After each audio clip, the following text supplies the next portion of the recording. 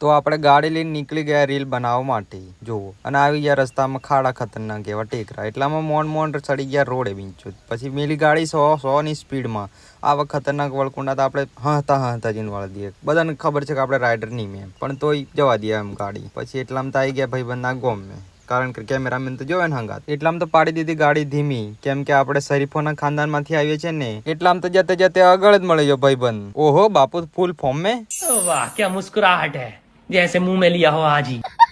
પછી આ કેમેરામેનને લઈને આપણે નીકળી ગયા રીલ બનાવવા માટે પછી આપણે બે હાયા ભૂસાયો કરી નાખ્યો પાર્કિંગ ને પછી ભાઈબંધને મદદ કરવાનો હવલી ઉઠ્યો કીડો